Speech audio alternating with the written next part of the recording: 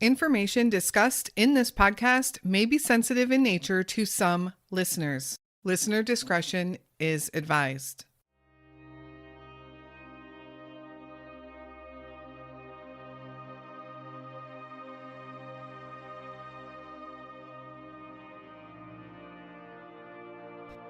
Nathaniel Holmes had learned to play the bagpipes, and at the Colorado Renaissance Festival in 2017, he had the chance to perform alongside his father. His father, Ben Holmes, remembers that day fondly.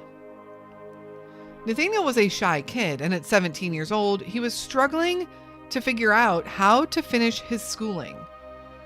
Life at Arvada High School wasn't really working out. So in the fall of 2017, he decided to try homeschooling. But that wouldn't work out either. In November of 2017, Nathaniel started at Hidden Lakes High School in Westminster, Colorado. On Monday, December 18th, he came home from school lethargic and not acting like himself. And when his dad pressed him for what was wrong, he admitted that he had taken a Xanax that someone at school had given him. They decided that he should go spend the night at his mom's house so she could keep an eye on him through the night. On the morning of December 19th, Nathaniel's mom dropped him off at school late, and he walked into the school nervously trying to get his friend's attention, who was already in another classroom.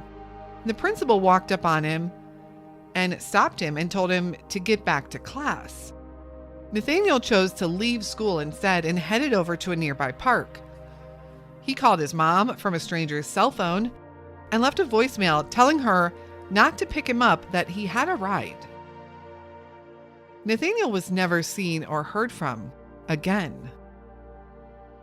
Where is Nathaniel James Holmes?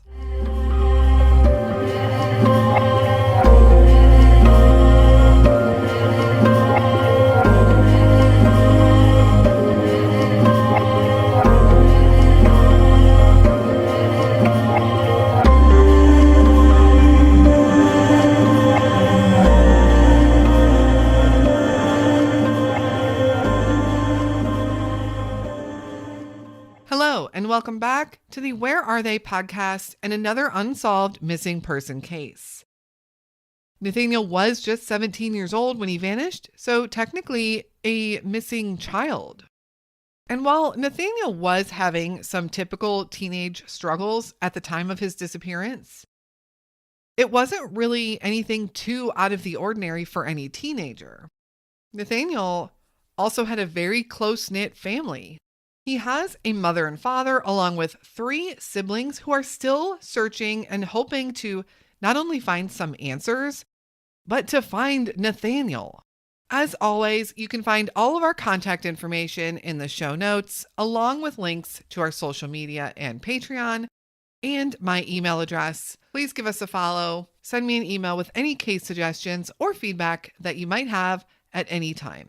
Now let's get right into the story of missing teenager Nathaniel Holmes. Nathaniel James Holmes was born November 5th, 2000. He grew up with 2 older sisters and 1 younger brother.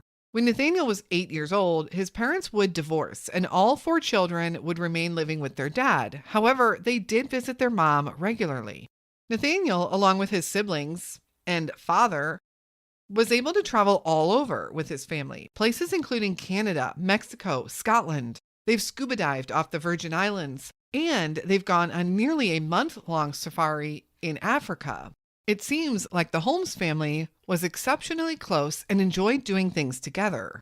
Nathaniel also loved to play video games. He enjoyed hunting and fishing, and he was a talented musician. But as a teenager, Nathaniel did have some struggles in school. He was a shy and introverted kid, and he didn't really enjoy school at all. In the fall of 2017, his parents decided to try and enroll him in a homeschooling program. But this didn't work out, however, and Nathaniel struggled with the self-motivation needed to do homeschooling. During this time also, Nathaniel, at 17 years old, was in a small fender-bender car accident, and because of this, Nathaniel's father, Ben, didn't allow Nathaniel to use the car. Also told Nathaniel that he needed to get his grades up and start doing better in school to get the car back. But Nathaniel was still struggling. A couple of friends of Nathaniel's were attending an alternative school in the nearby town of Westminster, Colorado. Specifically, Hidden Lake High School. And after some consideration, Nathaniel's parents decided to enroll Nathaniel there. The goal of Hidden Lake High School is to help kids graduate that might be struggling to do so. The class sizes were said to be smaller, and they were supposed to be more hands-on. And Nathaniel was on board, especially since he appeared to know some kids that were already enrolled there. But the transition into that school wasn't as smooth as everyone had hoped. After he began at Hidden Lake High School, Nathaniel quickly became a little more withdrawn and maybe even seemed a little bit depressed.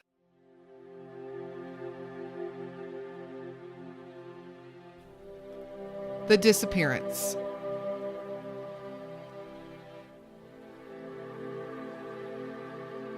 On December 18th, 2017, Nathaniel's dad picked him up from school. Almost immediately, Ben noticed his son was acting differently. He was laying around, and his dad kept asking him what was wrong. Right. Not only did Ben notice Nathaniel being extremely lethargic, but his actions were so strange for Nathaniel that Ben immediately wondered if he had taken something. And sure enough, after some time of his dad pressing for answers, Nathaniel finally admitted that he had taken a Xanax that a friend at school had given him. Nathaniel also said this was the first time he had ever taken anything like this, and his dad was inclined to believe him because he had never seen Nathaniel acting this way before. Naturally, Ben was very upset and worried. He wasn't going to be able to keep an eye on Nathaniel that evening because he had to work. So Ben decided to have Nathaniel spend the night with his mother so she could watch him closely. His father made sure to take away all of his money, thinking that then he wouldn't be able to buy anything else from his friends at school if that's what was happening. And his father, Ben, also remembers that Nathaniel seemed a little bit nervous about going back to school, although Ben wasn't sure why or what those reasons might have been beyond that. When he got to his mom's house that night, she ended up finding a couple more Xanax pills on him and took them away, which seemed to really worry Nathaniel. But the next morning, everything kind of seemed normal. Everyone was getting up for the day. Nathaniel seemed to be in an okay mood. And it was Nathaniel's mom that would be driving him to school that day. And as soon as they left her house, Nathaniel realized that he had left a folder at his dad's house, one that he really needed for school. So he asked her if they could swing by his dad's house first. Nathaniel ran in to grab that folder, and when he did, he saw his sister Hannah. They said hi. Hannah would say later that Nathaniel seemed fine. And Nathaniel did get what he needed, a blue folder, ran back to his mom's car, and they headed off towards school. Nathaniel arrived to school about 20 minutes late. And when his mom dropped him off, she promised that she would be there after school to pick him up. She watched him walk into the school building before she drove off. And Nathaniel went into the school, but he didn't immediately go to class. His principal found him outside the door of another classroom, a class that had already started, and he was motioning to a friend, trying to get his friend's attention, who was seated in that class. He seemed nervous and anxious to get his friend's attention, but the principal stopped him and told Nathaniel to get back to class. Nathaniel told the principal that he really needed to speak to his friend, that it was an emergency. But the principal said, "You can talk to him later, get back to class." But Nathaniel didn't go back to class, however. Instead, he left the school and headed to a nearby park. Once at the park, he asked a woman if he could borrow her phone since he didn't have one. He called his mother up and said that she didn't need to pick him up after school because Nathaniel was going to get a ride from one of his dad's friends, and that he was going to be going over that guy's house for a while. That was the end of the voicemail.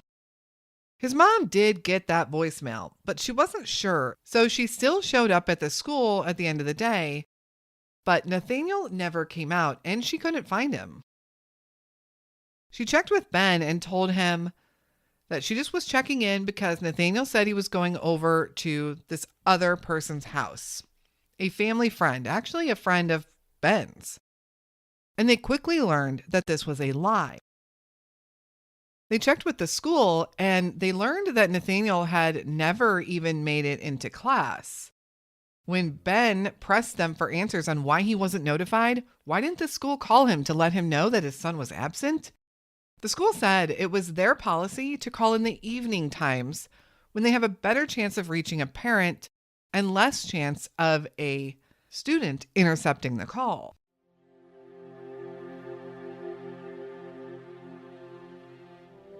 The search.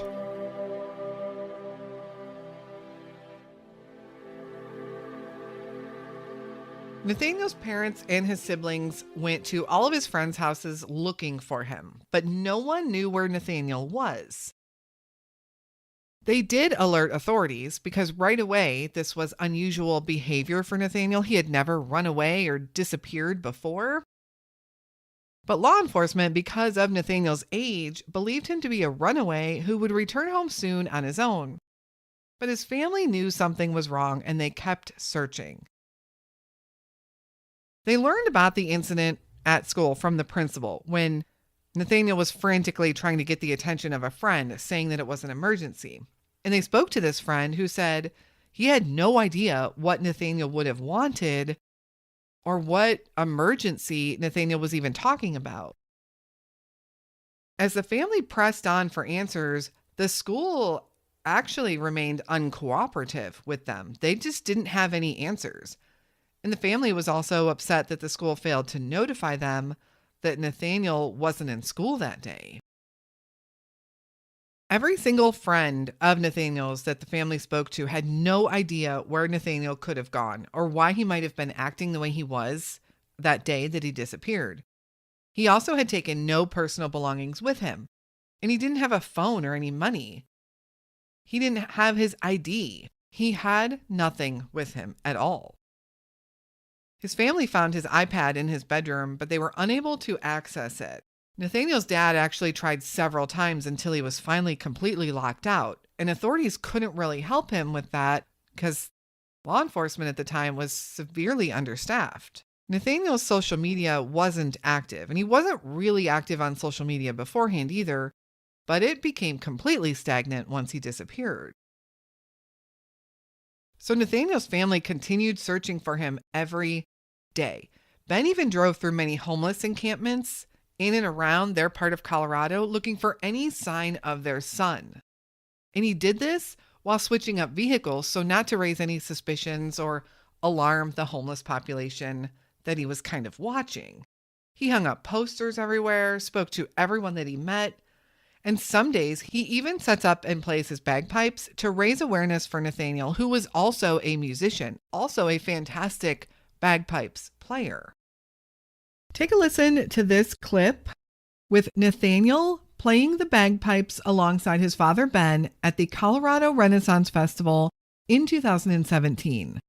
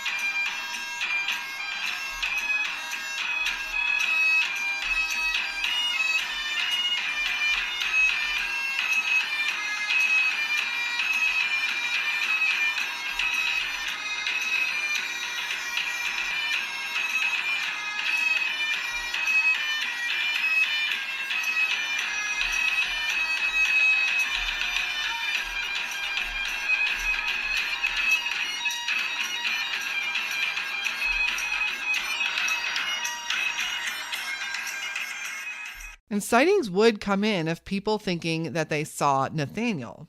Once, a young man was spotted in Denver with a tuba. And multiple people noted that he had quite a resemblance to Nathaniel. And it did spark interest because Nathaniel was a musician. But when his family searched that area, they didn't find anyone that resembled that description. Another promising lead came in from California. A young man there had asked a woman to see her phone for a few minutes, and she let him. While he had her phone, he opened up the Facebook page and went right to the page for missing Nathaniel, and then went to the Facebook page for Ben, Nathaniel's dad. When the woman looked at her phone afterwards because she was curious what the young man had been looking up on her phone, she was immediately struck by how much that young man looked like Nathaniel. She called in the tip, and Ben said he was in that area of California searching for his son within 18 hours. But he found nothing. The Westminster police force is known to be overwhelmed and understaffed, so Ben took a lot of the searching into his own hands. He worked to raise money, and he was able to purchase some surveillance equipment and even drones that would help him search for Nathaniel. His hope was to raise enough money to hire a private investigator to help him as well.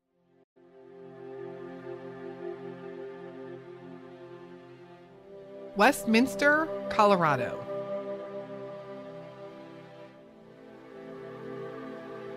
Westminster, Colorado is a city on the north side of Denver, Colorado. Westminster has a population of just over 100,000 residents, but sits just 10 miles from downtown Denver. Arvada, Colorado, where Nathaniel and his family lived, sits just adjacent to Westminster, also minutes from downtown Denver. Nathaniel was living in Arvada with his father and his siblings, but the school he was attending and where he was last seen was in Westminster, Colorado, specifically at the Hidden Lake High School. Hidden Lake School is considered an alternative high school with the purpose of helping kids graduate that are struggling to do so from other schools. Hidden Lake sits right in Westminster. It's a fairly busy area. The school is on a busy 4-lane highway and is surrounded by small businesses and residential neighborhoods. So it does seem interesting that there was no surveillance video found of Nathaniel. And it is probably such a busy area that no one would give a second glance to a 17-year-old walking through the city. There are a lot of public transportation options also from Westminster to not only downtown Denver, but to other areas of the country as well. It's pretty easy to hop on a bus or even a train. But Nathaniel didn't have his ID. And of course, just to the west of Denver is the quite vast and expansive Rocky Mountains. We know that Nathaniel left the school on foot. We know that he borrowed a lady's phone from a nearby park, but we don't know where he went from there. Did someone he know pick him up? Did he take a bus? Or could he have walked somewhere? How could this 17-year-old boy just vanish?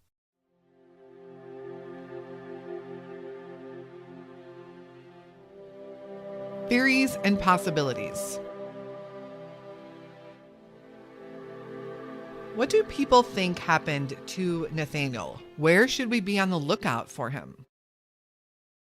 Some people believe that Nathaniel ran away. He had just begun struggling, a little more so than previously. Was this cause enough, though, for him to leave his family and run off? He was very close to his family. But again, sometimes we just don't know what is going on in someone's mind. Authorities have always said they believe this is a likely theory, due in part to his age, 17, and the fact that there has been zero clues or evidence pointing to any foul play or any other suspicious activity or anything at all. Could Nathaniel be living among the homeless population that he was known to visit with sometimes? This is a theory that the family believes is likely as well. And if that is the case, with the homeless being notoriously transient, Nathaniel could be anywhere in the country by now, almost 6 years later. Or could Nathaniel have had an accident? Did he take something that he shouldn't have, more than a Xanax? Or have a reaction to something that he might have taken? But again, if this is the case, where is he? Could Nathaniel have run into foul play? Was there something else going on with someone that Nathaniel knew? Is that possibly why he was frantically trying to get his friend's attention and why he seemed pretty worried when his mom took away the extra Xanax pills he had? What was he really up to? And the school didn't seem too worried about the fact that he obtained these Xanax pills from someone at the school. And a lot of people have said that's probably because the school had a significant drug problem already, enough so that Nathaniel obtaining a couple of Xanax pills didn't seem out of the ordinary at all. Could Nathaniel have harmed himself? But if this is the case, again, then where is he? Police and family are still leaning towards the theory that he ran away for some reason and is possibly living with a homeless population somewhere in Denver or possibly even out of state. But the confusion for the family remains. Why would he run away? They were a seemingly happy and close-knit family. Just because Nathaniel was having a little bit of struggles at the time, it still seemed extremely out of character for him to run away. And Nathaniel was especially close with his older sister, who was only 11 months older than him. At some point, it would seem likely that Nathaniel would at least reach out to her and let her know that he was okay. Where could Nathaniel be at this point? Nathaniel Holmes is described as a Caucasian male, standing 5'9" tall and weighing around 140 pounds when he was last seen in December of 2017. Nathaniel was 17 years old then and would today be 22. Nathaniel has blonde hair and blue eyes. He was also last known to be wearing a black hooded sweatshirt with the words Mirage Recovery, blue jeans, and black sneakers with white soles. Anyone with any information on the whereabouts of Nathaniel Holmes is asked to contact the Westminster Police Department at 303-658-4360. Nathaniel has been missing 5.5 years now, and the family continues to search for him every day. There is a reward offered of $50,000 for verifiable information on the whereabouts of Nathaniel Holmes. And sadly, Ben has said that scammers have come out of the woodwork trying to extort money out of his family, which is horrific. But the reward is still offered in the hopes that the right person or people can come forward with information. And to encourage people out there, possibly that have any connections to the transient community, to keep an eye open for Nathaniel Holmes. Thank you so much for listening to Nathaniel's story today. A 17-year-old child, a young man, missing from Westminster, Colorado, virtually without a trace, since December of 2017. If you have any feedback or case suggestions for us, please feel free to send them over via social media or email me at canwefindthem@gmail.com. We will be back again very soon with another unsolved missing person case. And until then, stay safe and hug your loved ones.